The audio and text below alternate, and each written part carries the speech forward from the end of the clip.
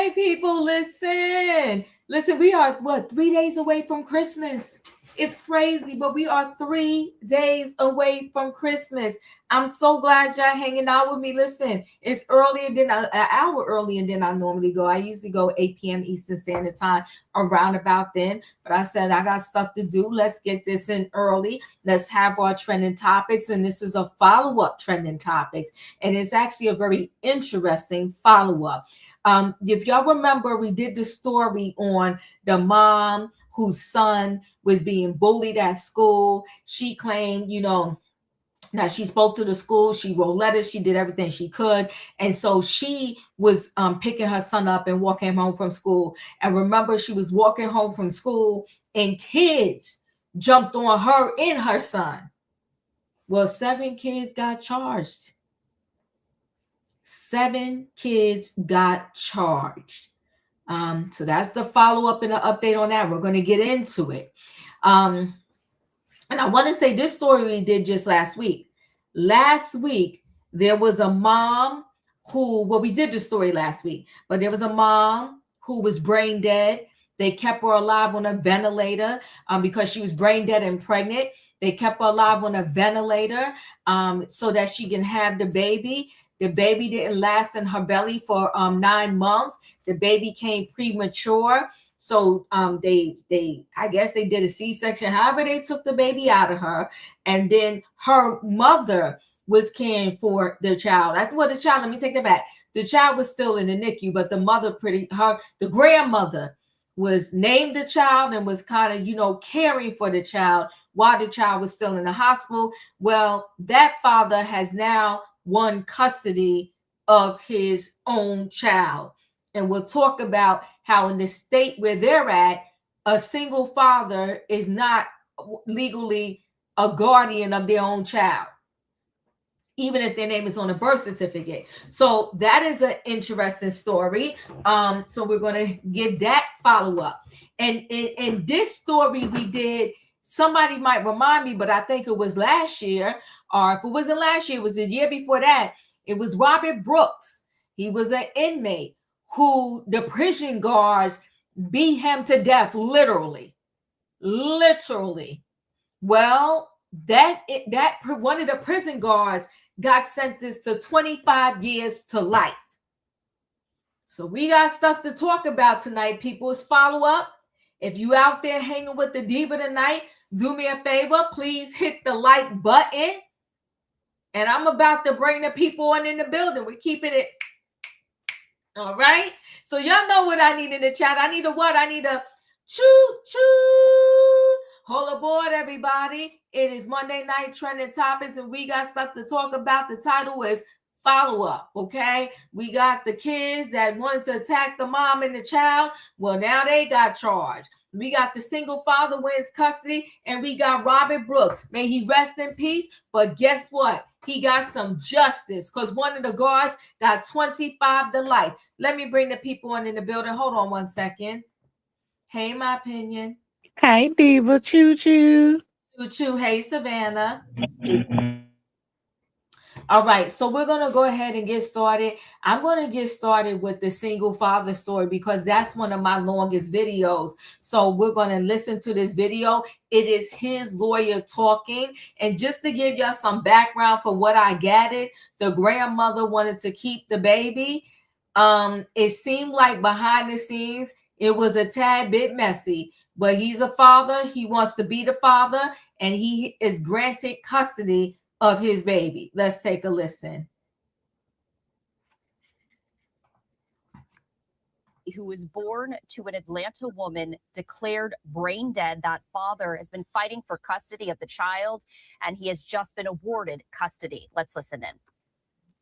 Found her the next morning, unresponsive and gasping for air.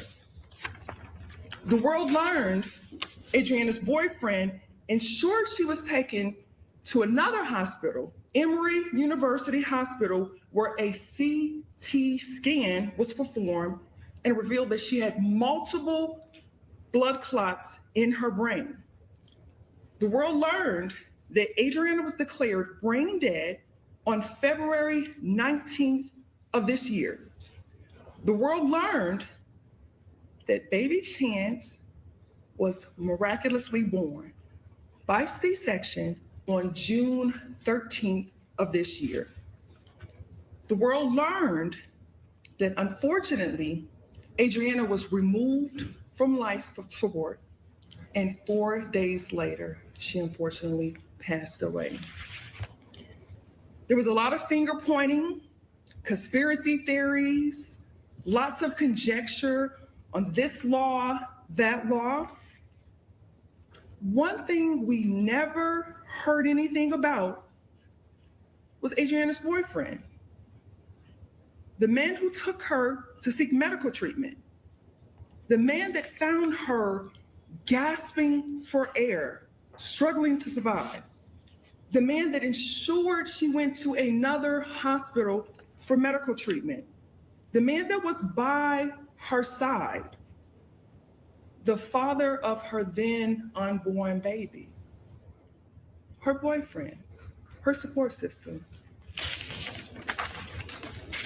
There was no public display of empathy nor concern for the mental and emotional well-being of the father that was there when Adriana suffered this great loss.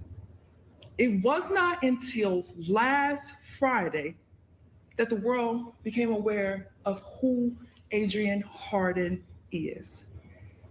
The tragic story of Adriana Smith and her unborn baby hit the news February of this year. Only one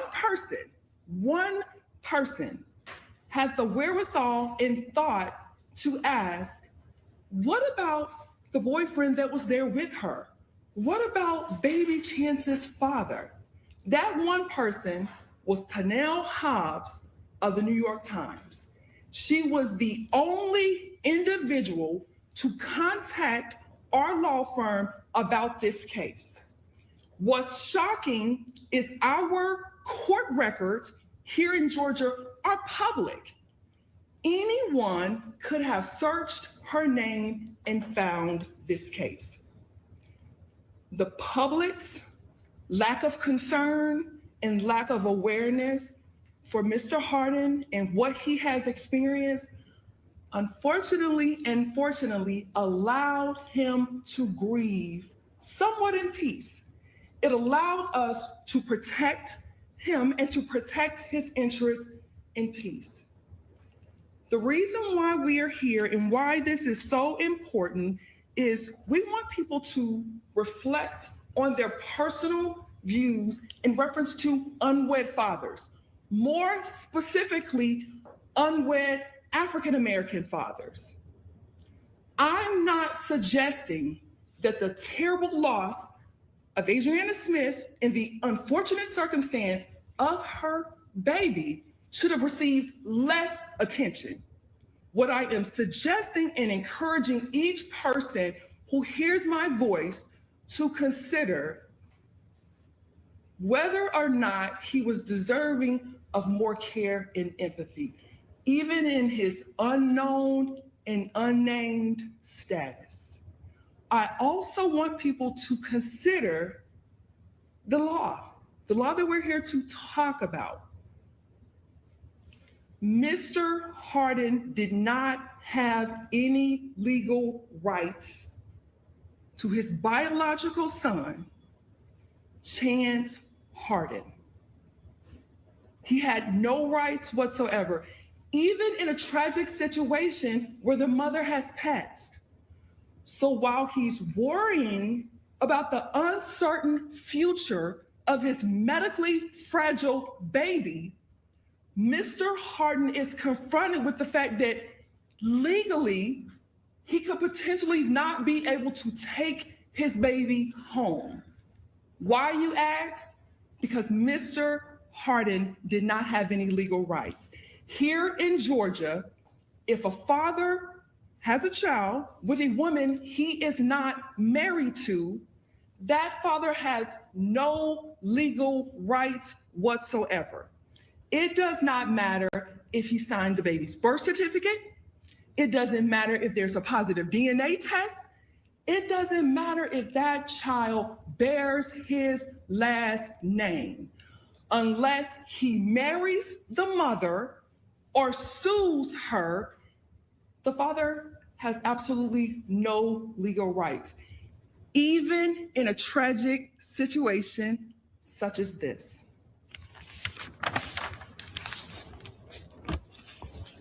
Under no circumstance should a grieving father have to sue the deceased mother of his child for basic parental rights. Basic parental rights. When I say basic parental rights, I am speaking of the ability and the authority to have a say in the rearing and raising of your child. When I say basic legal rights, I'm talking about the ability to have parenting time and a full-fledged relationship with your child. These are the hallmarks of our community. In hundreds and thousands of unwed fathers have unreasonable barriers preventing them from having access and a relationship with their children. It is our hope that this unfortunate story involving Adriana and baby Chance, and now Mr. Harden in this landmark legitimation action, will shed some light on a very, very important legal issue. And I would ask everyone to consider whether it is fair for one father to be treated differently than a father who has secured a $60 marriage license. Should that be the hurdle for men who want to parent their children? Thank you all. I'd like to turn this over to Adriana Gonzalez, our managing attorney. Good morning, everyone. Thank you so much for being here. I don't know how I'm going to follow that up. I am Adriana Gonzalez. I am the managing attorney at Better Law, and I was the lead attorney assigned to Mr. Harden's case. So I am going to speak to a little bit of the procedural history and just some personal thoughts that I have on the matter. So Mr. Harden retained our office in July of this year, at the end of July, and we immediately went into filing an emergency petition for legitimation and establishment of sole legal and physical custody on his behalf. That happened in early August. Baby Chance at that time was expected to be released from the NICU in mid-September, and so we diligently followed up with the court, and we were able to secure an emergency hearing in only a matter of a week or so. And that hearing was held on August 27th, and a temporary order was entered granting Mr. Harden temporary sole legal and physical custody of the child. Now, unfortunately, we were required to perfect service on the grandparents in that matter. And unfortunately, we were not able to find any contact information for them. We did have to retain a private investigator. We were not able to get any information for the maternal grandfather. We were, however, able to get Miss Newkirk served. And so that was completed on October 22nd. And unfortunately, we did not hear from her. Our office did reach out once prior to getting her served. And unfortunately, she indicated that she was represented by an attorney. She declined to provide that information to us when I asked what that attorney's contact information was so that we could reach out directly and perhaps ask that he acknowledge service on her behalf. But again, that information was not provided. And to date, we have not heard from Ms. Newkirk or an attorney on her behalf. But we are proud to announce that under the tragic circumstances that brought Mr. Harden to our office, that we have been able to secure a final order from the court granting him sole legal and physical custody of baby Chance. And prior to the legal recognition that he received throughout this process, thankfully, Mr. Harden was already involved in baby Chance's life and his care, but knowing that he has established his legal rights to be involved and be recognized as a legal parent has provided a layer of security and certainty for him. And I am so honored, and our firm is so honored to have been a part of that process for him. As a mother myself, I cannot imagine anything more important than ensuring a child has a safe and loving home and access to parents who are willing and able to care for them and promote their best interests. That's what we as attorneys always want. When you're a parent and an attorney, it hits a little bit differently and you're coming with a little bit of a different perspective. And I personally walk into every courtroom, not just as a lawyer and wearing my lawyer hat, but as a parent. I wear my mother hat when I'm walking in, and that definitely adds a different perspective, and it changes how I approach my cases and how I empathize with my clients and how I see situations. And it undoubtedly affects the way I fight for all of the families that I represent. And I can say that for all of the attorneys at Better Law. And this case, however, it hit home in an exceptionally personal way. At the time that this case came to our office, it felt somewhat like kismet. Like the rest of the world, I was following the story. I was feeling emotional. I was, very moved by the facts of this case that were undoubtedly unique. And I couldn't also help but notice similarities between us, other than our names, right? So we have very similar names. I am a mother to a toddler, and I am currently expecting my second. And under the circumstances and the similarities between us, I couldn't help but put my lawyer hat on and say, wow, that's a terrible situation. Wow, I hope someone helps this man establish his rights. And then Mr. Harden did come to our office. And as a mother, I put my mother hat on and said, what if that was my child? What if that was my husband? And what if that was my family? And they were navigating that situation? How would I want someone to show up for them? What would I want someone to do for them? And Mr. Harden, as many clients do, he came to us at a very, very vulnerable time with the law against him, everything on the line, and no clue where to even start or how to help himself. And he had the particularly complicating layer of navigating unimaginable grief with the story displayed for the world to watch. The law should open doors for parents and not slam them closed during a person's most vulnerable time. Mr. Harden, like all parents and fathers in particular, deserve a level of certainty when it comes to the safety and the well-being of their children. And in this case, we absolutely made sure that need was met. And again, we're so honored to have been a part of Mr. Harden's story. And we're so happy for baby Chance's recovery and his progress. And we thank you all for your time.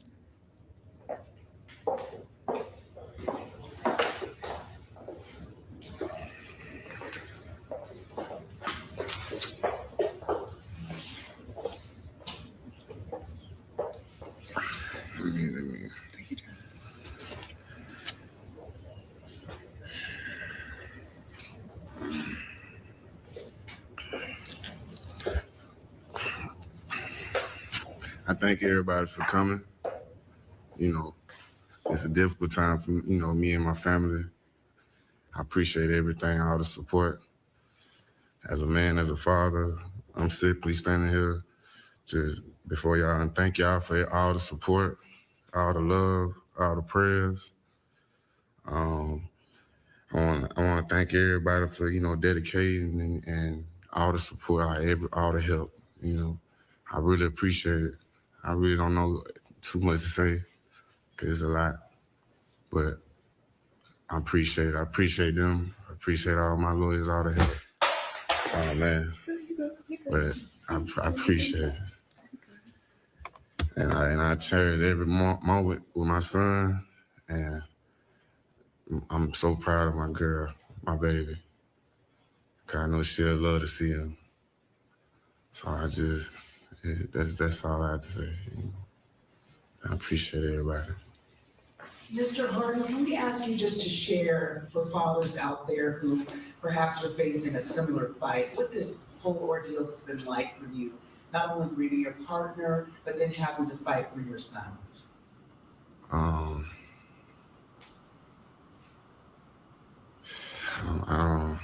just want to make sure he got everything he needs. Whatever, for all the men that actually care for their child, that's all we want. Just make sure he got the best. Make sure he know that I'm there for him, and try to do whatever I can in my power to, be there for him. And how is he doing? He's getting better. He's getting better. My boy is strong. He's strong, but he's definitely came a long way, and we got some things to get strong on. But he gonna definitely beat it though. He definitely gonna beat it. Now that you have sole legal custody, what are you looking forward to, spending time and kind of the future of y'all's life together? For me, I just take everything day at a time. So I don't really try to look too far in the future. Right now, I just look at him and I see his mama. I see he got a lot of life and a lot of spirit. So I just keep that going. Perhaps one of the attorneys might answer this question. Based on this case, will you all be pursuing, working with any lawmakers to pursue legislation this next session? We're only weeks out. Thank you so much for that question. We're most certainly hoping that this tragic story and this landmark legitimation case opens up a conversation with legal minds, the community, and our legislators under the Gold Dome. It is our desire for change in our laws, and we're hoping that this case is the catalyst for that. We think that it is very, very, very unfortunate, and it hurts children, it hurts parents, and it hurts communities that these laws put unnecessary legal barriers against unwed fathers. Unfortunately, but not surprisingly, these laws disproportionately affect low-income and minority fathers. Essentially, what we are saying, what our laws dictate, is that an unwed father has to expend resources and time in suing the mother of their children. Is that right? Is that right? And it's our hope that this press conference will cause people to ponder that exact question. We are listening in here to a press conference out of Atlanta, Georgia, after a father fought for gaining custody of his son after the son was born to a mother who was declared brain dead. We're going to step away for our final break of the hour. I know it was a lot, y'all. I thought it was important to hear, important to know. I'm proud of this father, but I'm taking it as, her mother, which is Chance's grandmother, was trying to take custody of Chance. And, the young lady has another son that is with the grandmother. So unfortunately, the siblings won't grow up in the same household. But you can tell that this young man, he cared for his girlfriend. He loved his girlfriend. And now he's going to love his baby. So father awarded legal custody of baby born to brain dead Atlanta mom.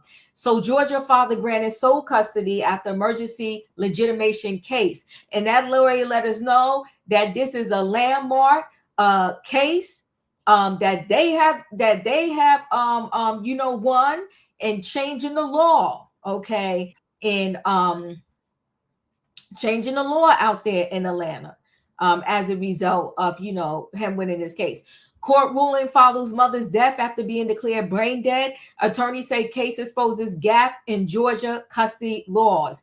So Georgia father has been awarded sole legal and physical custody of his infant son following what attorneys describe as a landmark legitimation case that unfolded after the child's mother was declared brain dead and later died. Better Law divorce attorney said it successfully represented Adrian Hardin in an unprecedented case, which began after Hardin took his girlfriend, Adriana Smith, to Northside Hospital for treatment of severe headaches. Smith, a 30-year-old nurse who was 9 weeks pregnant, was given medication and sent home. The next morning, Hardin found her gasping for air and rushed her to Emory University Hospital, where doctors discovered multiple blood clots in her brain. Smith declared brain dead on February 19, 2025, and placed on life support. Their son Chance was born extremely premature on June 13, 2025, weighing 1 pound 13 ounces. After an emergency C-section, Smith died 4 days later after being taken off life support. While grieving, Hardin learned that despite a positive DNA test, he was being unable to take his son home without a court order establishing him his legal rights. Attorneys said the child could have been placed in foster care through the Department of Family and Children's Services without such an order. On August 8, 2025, the firm filed an emergency petition for legitimation in custody in DeKalb County Superior Court. Lead attorney Adriana Gonzalez secured an emergency hearing, and on September 3rd, 2025, a temporary order granted Hardin legal rights in temporary sole custody, allowing baby Chance to go home with his father. On December 2nd, 2025, Judge Letitia Dare Jackson issued a final order awarding Hardin sole legal and physical custody. And then we saw the press conference. So, in my opinion, your thoughts? There's a lot to take in. It really is. I do feel happy that the father got his custody, but I really do feel for the grandma. I do. Because she had to sit there every day. Her baby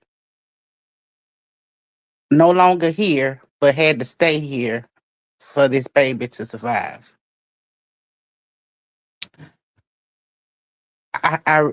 This is a hard story. I'm glad that this is turning out, I guess, the way it's supposed to, but I do hope that they keep a relationship where the siblings will know each other. I hope that way too. I hope that him and his girlfriend's, mother can find some common ground and get along also. It's just sad all the way around. Rita, your thoughts? Hello. Hey. Oh, just listening to this. Oh gosh. The mom, I know she was taking it hard. I know both of them were taking it hard, but he was there for a lot of it. But the fact that the mom knew how it felt when the hospital or the legislators or whatever basically took away her rights to her child and said, no, we're going to basically make her have this baby. And we don't care what you think. So they took away her rights and took away her child's rights, whether she could have the baby or not have the baby. And it's just like, then you turned around and took away dad's rights to basically, you're not answering the phone, or you can't be contacted to sign paperwork. You're going ghost on him to have his son's rights. Yeah. You know how it feels when they just did that to you. You was getting ready to windmill everybody in the hospital. And now you're doing that to him. And when she was doing those, when she was going, getting interviewed from the news or whatever, she said the baby was always in the hospital. And then he said he had a chance to take the baby home. I always thought the baby was in the NICU. The baby was in the NICU. But what they're saying is that once the baby is able to be released, without him getting those rights, the baby was going to have to go to foster care. But that baby is still in the NICU. Yeah, because I thought they said they let the baby go home in September or something like that. And so maybe I heard it wrong, but I'm just like, they might have said that though, but he's kind of little to have been released from the right. NICU. But you know what though? Either way, as you saying, I'm glad. I like your take on this. You are right. The mother know what it felt like, and she shouldn't have did that to him. This thing is just sad all the way around. It is. And then my thing is, it's not gonna go away, because I know there's gonna be more lawsuits as far as this is basically a science experiment. Like it's gonna be laws and this young lady's probably gonna have her name in the books, about, having a baby and your brain dead and all kinds of stuff. There's going to be lawsuits against both hospitals, and the baby is going to have, God forbid, but the baby's probably going to have problems for the rest of his life. I hope not, but it's going to be lawsuit after lawsuit, and everybody's going to probably get money from it or whatever. But yeah, I hope they come to some sort of common ground. But grandma shouldn't have done that. She shouldn't have done that. You can't go ghost, and you just had to go through that with your own daughter. And now you're, depriving him of his son. And then if they knew they were doing that in Georgia, I'm surprised people couldn't call their congressperson. Well, people might not know to call their congressperson and just say, hey, I don't have rights to, see my kids. Yeah. But people don't know that. But that's weird, because I'm just like, he should automatically have rights. That's his child. But he would have to pay child support. But you don't have rights to anything else. I don't know. This is a lot. This is a lot. It's a lot. That's why she said it's a landmark decision. But Yeah. She didn't really get into details, and she was doing a lot of talking. Is a landmark because now are these fathers going to automatically have rights? Is that what the landmark thing is? And you know what? I saw an interview with grandma. She mentioned the father. I thought the way it was sounded, I thought that the daughter either took herself to the hospital by herself the first time, or the other mother, the grandmother did. But he the one that took her to the hospital. Yeah, I always thought he took her to the hospital. Yeah, I always thought he was the one. Yeah, I never thought the mom. I thought mom got a phone call maybe, but I always thought boyfriend always took her to the hospital, or she took herself the first time, and then he took her the second time because it was unbearable or something like that. And then mom might have got a phone call, but yeah. But he was silent. He was silent through all of this. And I thought he was just there or whatever. But we did not know all this stuff was going on behind the scenes. We did not know. Yeah. Yeah. It's sad though. Savannah, your thoughts? And I, from that press conference, I could tell he loved that. He loved that girl. He seems like he loves his son. And he seems like he's just here to do the right thing. It ain't about the fanfare or whatever. That's what it seems like. Yeah. Thoughts? I remember this story. I agree with you, Diva, that the grandmother and the father, they're going to have to find a common ground to raise this baby. Even if dad has full custody, at some time he's going to need the support and the backing of grandma and that whole family of the mother that is no longer here. And especially if there is another sibling involved, this baby, God forbid, we don't know what challenges he will encounter as he grows older, and it's going to take a village to support the baby and the family and the dad. He's young. He's muddling through all of this as well. It's a lot. I think they're all dealing with so much. I agree with was it Rita here, that with the rights of the mother being taken away, and then the dad's rights being called into question as well. But I'm not surprised. This is Georgia. Georgia was one of the lawmakers in Georgia. They were some of the editors and creators of Project 2025, and the whole women's rights and their right to carry full term. And Georgia is one of those states that quickly overturned Roe v. Wade, and there's many laws on the books that although they're antiquated, they're they're bringing them back where women are the property of their husband and not a individual entity with rights to or say so to their bodies and their ability to be recognized as a person. Um, I really wish that just the first speaker would have just, I think she should have been the mouthpiece for this important, groundbreaking, because they really overturned legislation here with giving this young man being able to obtain full custody and going against the laws on the books. And now that is going to be changed.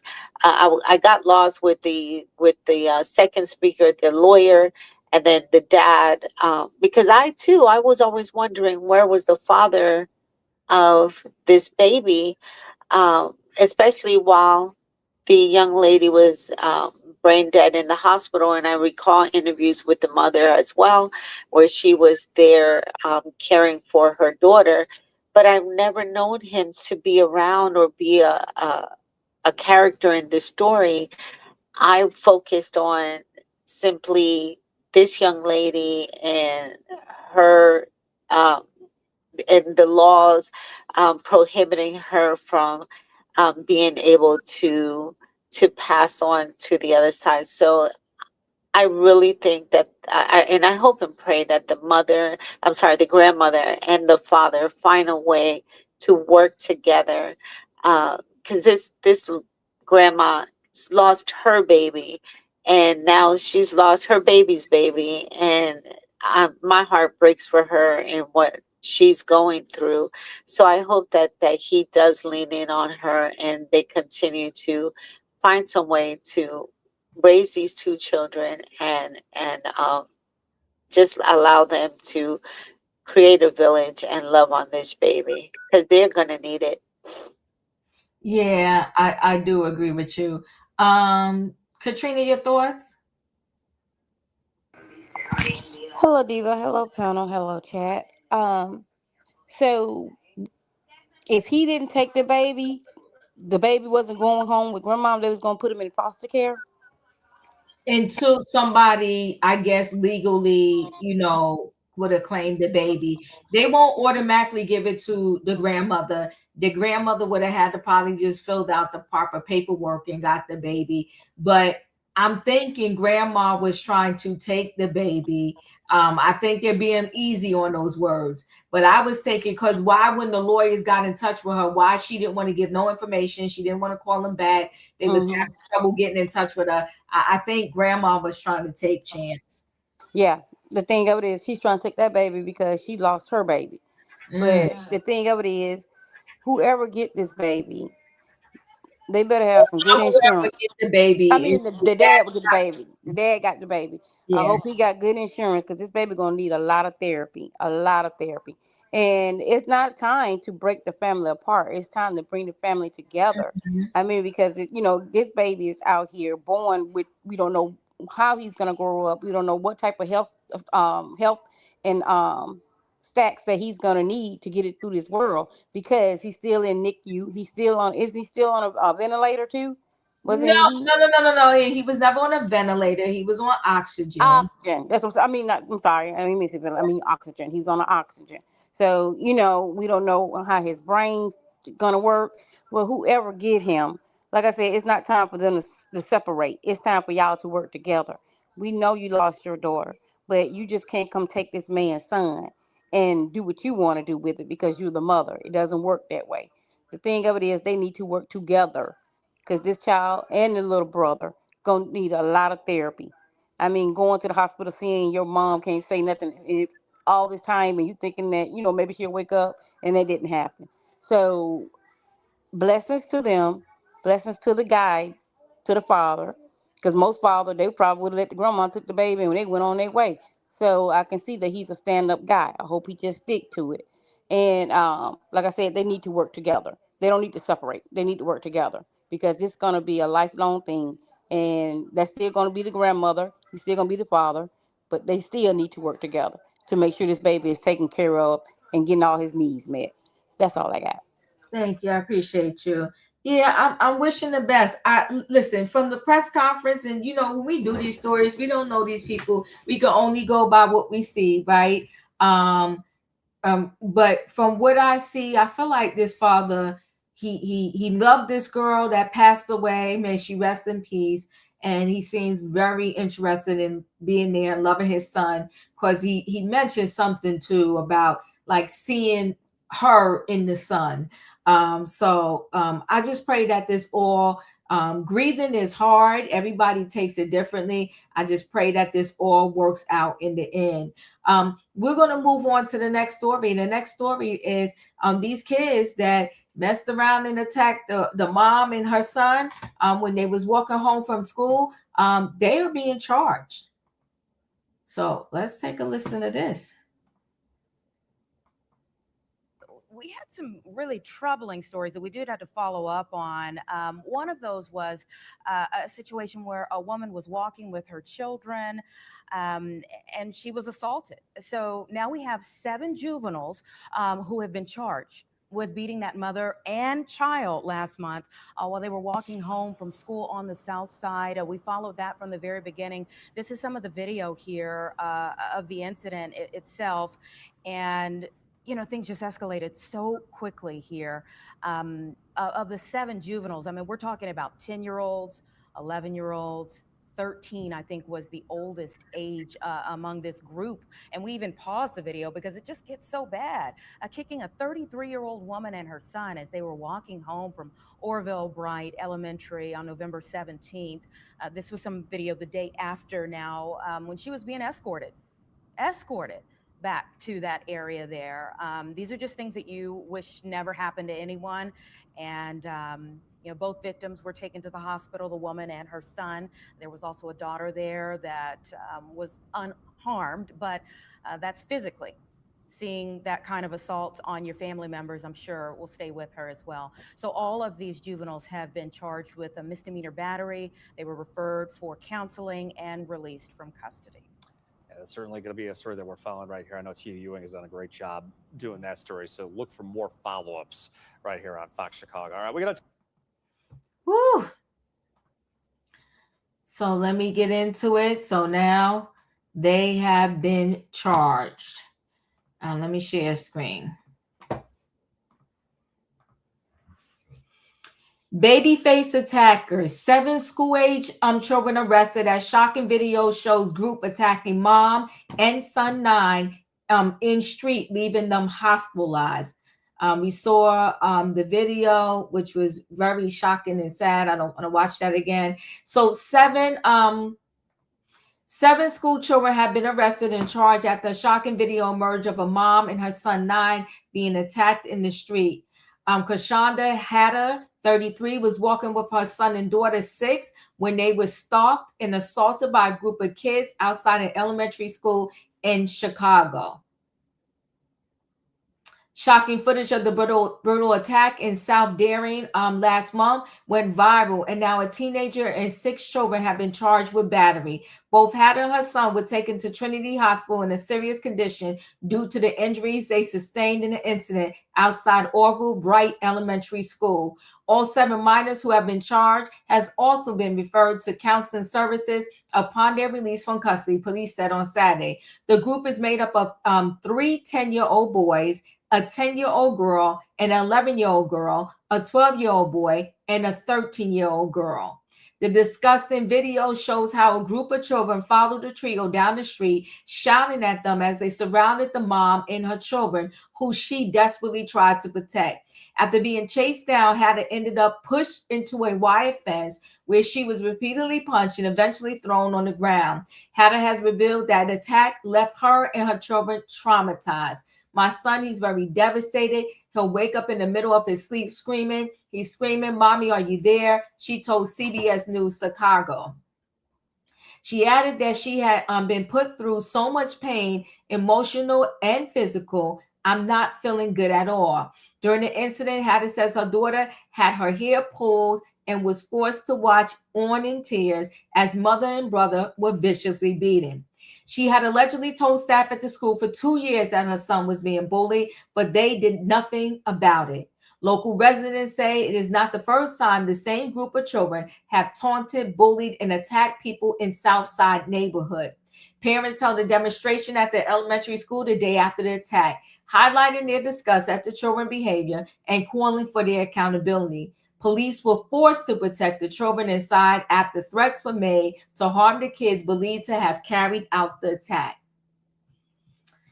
We're going to make sure that this school leadership steps up and that they put a safety plan in place and that they put any plan they need to put in place so these babies feel secure. Chicago Police 7th District Council member Joseph Williams said. Bullying should have zero tolerance behind it. Mayor Brandon Johnson said he was deeply disturbed by the video, adding we must not normalize this type of senseless violence.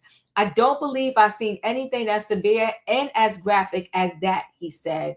What we also saw was clear, really disturbing display of not just violence, but I heard press to not express that there's something that's something there that's just quite not right. That's off.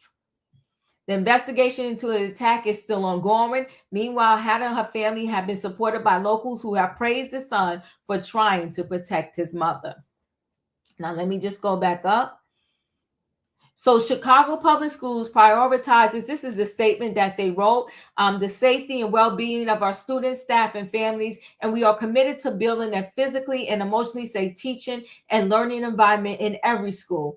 We are horrified by the attack that this family, and we are working collaboratively with the city departments and agencies to provide support to the victims of the attack. CPS is coordinating closely with the mayor's office, CPD, CHA, and other city departments to provide additional support to the family. School administrators, teachers, and support staff work with students to create an open environment where conflicts and grievances can be addressed. School leaders work with parents and all parties involved to find a solution adhering to the student code of conduct as they address any confirmed violations. In addition, it is always our goal for all members of our school, communities, including staff, students, and parents, to work together proactively to maintain a safe and calm environment at our schools. Whew. Super sad. And these kids now got a record. It's just crazy. In my opinion, your thoughts? Okay, so first I'm gonna start with the school with that bull that they trying to give us in the letter. This lady said her child was bullied for 2 years and the school did nothing. So that's BS that you're trying to feed us, talking about something you want the kids to feel safe. No, you don't. It is apparent that this group of kids have been terrorizing the neighborhood for a while. So I know they've been terrorists at the school and you did nothing. As a result, a mom with sickle cell was attacked while walking her children home. Again, okay, I'm gonna go to these police now. If all you gonna give them is some counseling, then y'all are dropping the ball as well. We need more than some counseling. These kids need to feel some hard time behind bars so they'll learn from their actions. They've been terrorizing people long enough. The reign should be over. It's not time to put on kid gloves and treat them like they're first-time offenders. No, they're just first time being caught. They repeat offenders. That news said that they terrorized the neighborhood. So I can only imagine the terror and the horror that they're doing in their school. And the school sat there idly. The police department sat there idly and let these kids run amok in the neighborhood. No, I need some firm hands of justice put on these kids. No justice, no peace. Ooh, well, there you go. There you go. Savannah? Well, I'm in full agreement with, in my opinion, I think that's a very light sentence.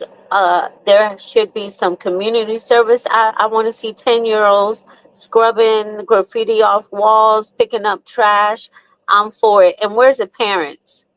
The parents, why are they not being charged with anything? Because this is all neglect. There's 3 10-year-olds involved in this story. Mm. So that clear, and for them to say that these kids have been menacing and terrorizing a community, these parents have been neglecting their duties of raising their children correctly. So I want to see the parents being charged. I can't imagine how terrified that baby is. And then for the little girl also to be her hair pulled and she just can't, all she could do is stand there and watch her mom and her brother being beat. No, I can't imagine the nightmares that these 2 children are having. I don't think the sentence is just. I think there should be more. I think that the parents should be charged and the kids should be doing community service for at least 6 months for the rest of the year. I don't want to see them locked up, but I do want them doing something part-time community service. I agree with you. Katrina, your thoughts? This is what happened when you let the government raise your children. Keep the government out your house. These kids, I seen this movie called Bad Seed. These kids was born bad, but that don't mean that they can't be changed. The thing of it is, it's sad when I'm sitting up there seeing this woman trying to protect her son, and they was regularly just punching. She's trying to cover him so he wouldn't get hit. And for the school to not do anything about it, she needs to sue the school as well. Because it wasn't like she didn't tell you. She told you her child was being bullied.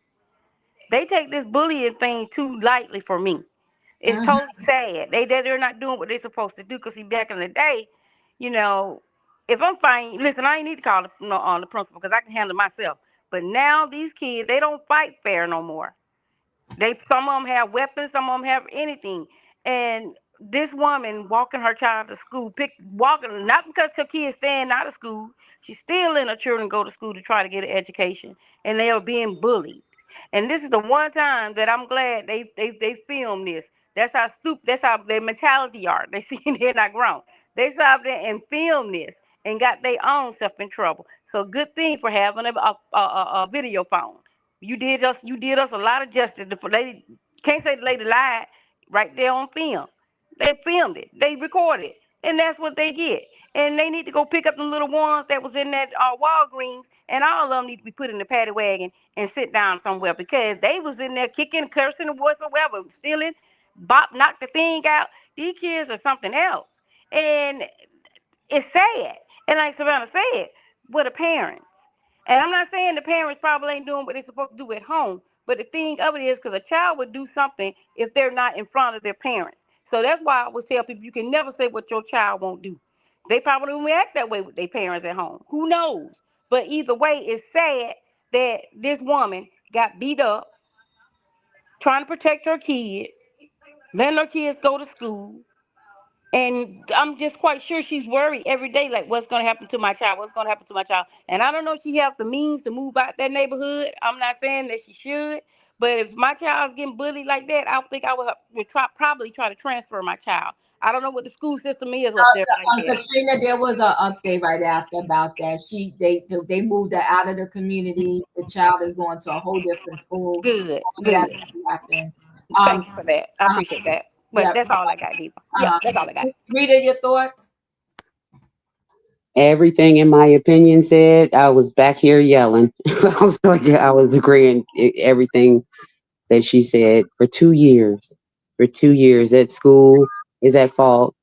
The officers, well, that's just ridiculous. Those kids, they're getting a slap on the wrist. And I guess it came out that some of the parents were actually squatting in like some rundown buildings or whatever. So and the crazy part about that is those kids are actually lucky that that young lady is still alive because you're beating on a woman with sickle cell. Mm-hmm. She could have had a really bad flare up, and it could have took her out. So yeah, they I don't know, but yeah, it should be a little bit worse than that. That's unacceptable. That's unacceptable, and it should be a little bit Counseling, what is counseling going to do? Those kids are going to be sitting there rolling their eyes, not paying attention. And then what? They're going to go back out doing the same doggone thing. They've been doing it for a couple years. They're going to keep doing the same doggone thing. So that's about it. Thank you. Felicia, your thoughts? Well, good evening, everybody. I wish everyone a happy Christmas, happy Kwanzaa, happy Hanukkah, and a happy New Year. I'm heartbroken to have heard these comments on this panel tonight. So the children, okay, I see them as children. 10 years old, 11 years old, they a bad seed. What they gonna do? They should be treated worse. Outside of Savannah, who said perhaps their parents should be held accountable, I didn't hear that from anyone else. I gather what we're saying, or where we may be moving, is that children should raise themselves. So if you're raised in a household that may be fatherless, godless, foodless, less than civil, you should know better, certainly by 5, right? And you should know how to behave and the difference between right and wrong. So the sentence wasn't hard enough. But outside of Savannah, where's the parents? Where are they? Where is their responsibility? No, lock the kids up. And then 20 years from now, we'll hear perhaps what we heard 10 years ago when the term super predators came out. It was because of all this rage in the Black community about what wasn't being done. These young people need to be locked up, put away, throw away the key. And then you fast forward and you have our former First Lady and Senator also coining the phrase super predator. And people were very angry with her. And she said, well, at the time, so many communities were demanding this kind of justice. Well, folks today would say, no, that doesn't sound right. We could do better. But I'm listening to this panel in this Christmas season, the season of giving and hope and forgiveness. And we're saying 10 to 13-year-olds have no value. They're worthless. It's heartbreaking. 75% of African Americans in Chicago are either part of a gang, have been convicted of gang behavior. So many of these young children, this is what they see. This is what they know. This is what they're taught. Those are my children. But they should be locked up. They're not going to do no better. You give them therapy, you give them counseling, you give them a good quality education, you love on them, you feed them, you give them stability. They're not going to do no better, so don't invest. I believe we all can do better. All of us. And I guess I'm just one of the very few that maybe when I was 10 or 11, I didn't know any better. So maybe I made mistakes and gee whiz, I should have known better, because by 10 or 11, I should be able to raise myself. I'm done. I appreciate you. Thank you. Diva, can I say something? Yes, you can. Okay. By 10, 11, 12, 13, you should know better than to put your hands on an adult. By 10, 11, 12, or 13, you should know better than to attack an adult, regardless of what your grievances are. Here's the thing. I treat kids as being taught. These kids are growing up rougher than they were back in our days. And so if they need a hard hand of justice, yes, they need it. They need to be taught a lesson. You know, back in the day, they used to do a show called Scared Straight for these kids that were doing bad things. Some of it worked, some of it didn't. But you're never going to know as long as you're putting on kid gloves and telling them it's okay. All these kids have spoke out on social media right after it was over. None of them was really remorseful, and the parents wasn't either. Okay? I don't give a dang about none of them. Okay? Lock the parents up, lock the school board up. All I'm seeing is an injustice to this parent that fought for 2 years, all while she was fighting her own disorder of sickle cell. I don't know if everybody know how that runs on your body. You never know from day to day what flare up you gonna have with sickle cell, or how it's gonna wreak havoc on you being able to walk or you being able to talk. And that mother and that 9-year-old son did not deserve to be beaten in the street, plowed their head into the concrete, and done the way they was done. So yes, lock all of them up. Well, there we have that. All right. I too say at 10, 11, I mean, there's people that grow up with addicted parents and they not in the school beating people down and raising havoc. And I do think at 10, 11, you definitely need to know better. And since you don't, here you have it. You got locked up, you got a record, and I hope they do some type of time. And I'm gonna move on to the last story. The last story, if you don't remember, this is Robert Brooks. He was an inmate. He had got transferred from one facility to another. Literally 48 hours after he was transferred, he was dead by the hands of the prison guards. And now one of those prison guards is doing 25 to life. Let me share the screen so we can, let's get into this. Rest of his life as an inmate in the system he used to work for. While many of his fellow officers are already in prison, only David Kingsley has been convicted of murder for the beating death of Robert Brooks. News Channel 9's Andrew Donovan in the courtroom for the sentencing. For years as an officer, David Kingsley worked around people wearing prison jumpsuits. Now he has one to match, and he has an apology. I would like to offer my heartfelt apology to the Brooks family. I am so sad to think that any action of mine that is untimely death, the words cannot express how truly saddened and heartbroken I am that I was involved in such a tragic event that took someone's loved one from them.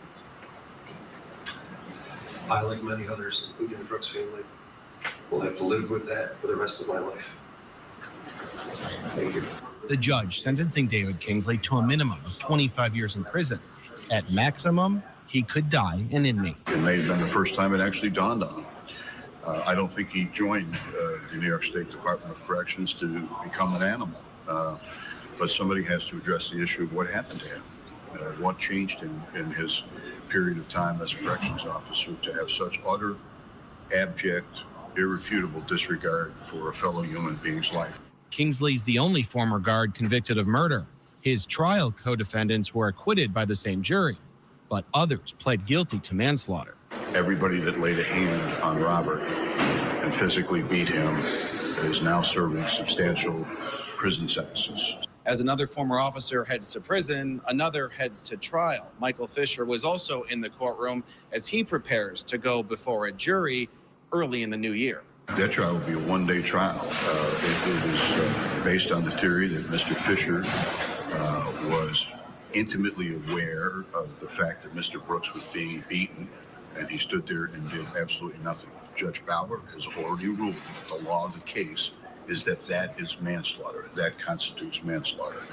That's what I intend to present to a jury. It's now been more than a year, but Robert Brooks' family is another day closer to justice. In Utica, Andrew Donovan, News Channel 9. One former guard heads to prison a week after one of his former coworkers got out. David Walters is appealing his guilty plea and, in the meantime, was allowed by a Jefferson County-based Supreme Court justice to pause his prison sentence. On Monday, Special Prosecutor Bill Fitzpatrick will ask a judge to reconsider the release.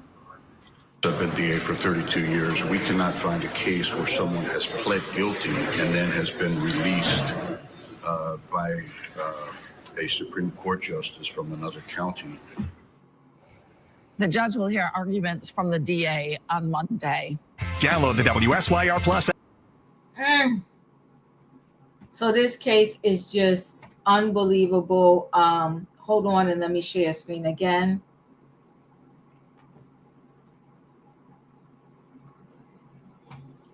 So New York prison guard convicted in Robert Brooks beating death gets the max sentence. A former New York prison guard was sentenced to 25 years to life in prison for the beating death of inmate Robert Brooks. David Kingsley, a former state correctional officer, wore an orange jumpsuit and body armor to his court appearance Friday in Utica. He apologized to Brooks' family before the judge issued the maximum sentence. A jury found Kingsley guilty in October of murder and manslaughter and Brooks' death in December of 2024 at the Morrissey Correctional Facility, which is approximately 180 miles northwest of New York City. 9 other guards were charged in the case. 6 pleaded guilty, while Matthew and Nicholas were acquitted.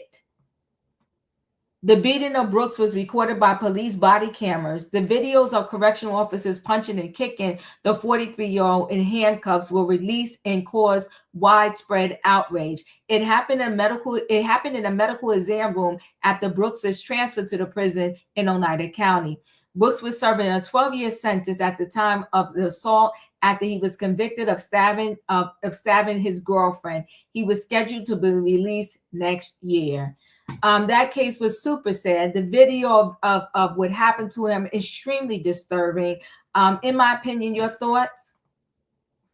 Again, another case where I don't think justice is going to be served if they're thinking about going back and commuting his sentence. How dare you? Anybody that saw them pull that man up to drop kick him in the chest and was laughing and telling him to stand up for another one, or the man that ran across and punched him in the face. This was an attack. And these are the officials that were in the prison. No, I want all of them to stay locked up for the rest of their natural born life. You took a life that you had no scruples about taking. They were laughing and having a ball all while they was beating them. Your message, your apology, don't get me at all. Because you're only sorry that now you're being held accountable.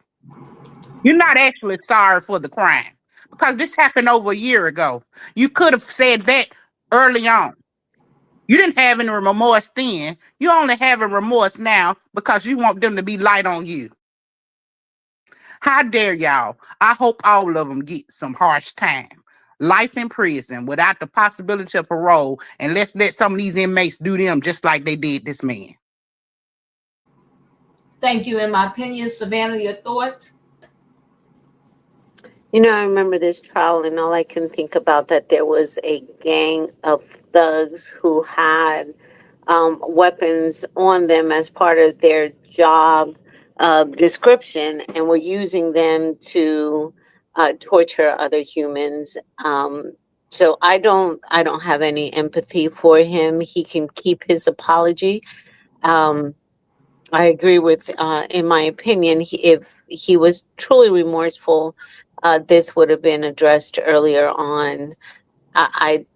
Did I hear that the other ones are not getting a sentence as his? It's not as harsh as his, or? No, 2 got acquitted. I don't know which 2 it was because there was some bystanders there. There were some people that didn't participate.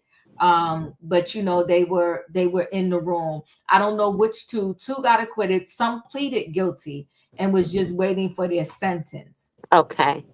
So, but I believe that these correctional officers had some type of fight ring, or there was just a gang of terrorists in there, terrorizing and beating and doing whatever they want to with inmates. So the 2 that were acquitted, I still don't feel that they are innocent of anything. Maybe not this unaliving, but I'm pretty sure that they are guilty of other charges and other incidents inside of this prison.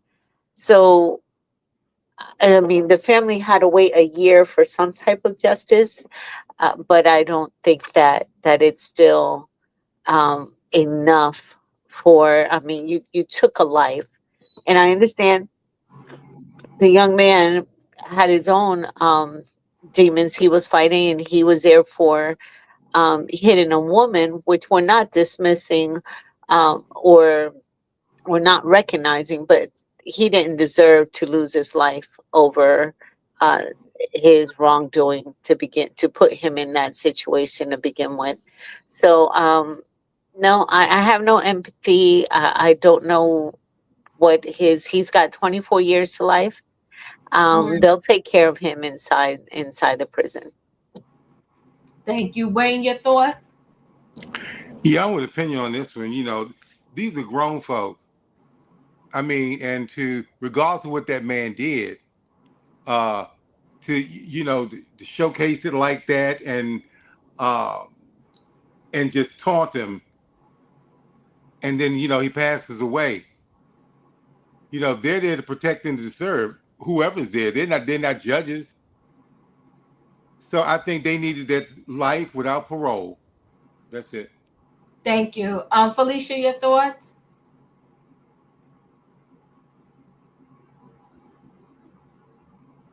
I don't know if we lost Felicia. Katrina, your thoughts? Yeah. Like you said, regardless of what this young man did, he was supposed to be in a jail cell. He is not supposed to be in a coffin. They did this, and they need to vet these COs way more than what they do. You have some of them sleeping with the inmates. It's just ridiculous and sad. And y'all sat up there and did this to this guy. And the camera, I bet you they didn't think that camera was picking them up. This was horrific. For them to sit up there, hold this boy up, kick him, punch him. I mean, like, how much beating you want to do? This is ridiculous. It's sad. And like I said, if I did my time, if I did something, let me do my time. My time ain't gonna do me. I'm gonna do my time. And he had his rights to be in a jail cell because what he got convicted for or whatever he went to jail for. They still had no business out there doing this to this guy. It just goes to point out how many other people they have did this to. It just wasn't recorded. And that's what they get. It was recorded this time. They can't lie about the footage because if you're looking right, everybody's seeing the footage, so they can't lie about that.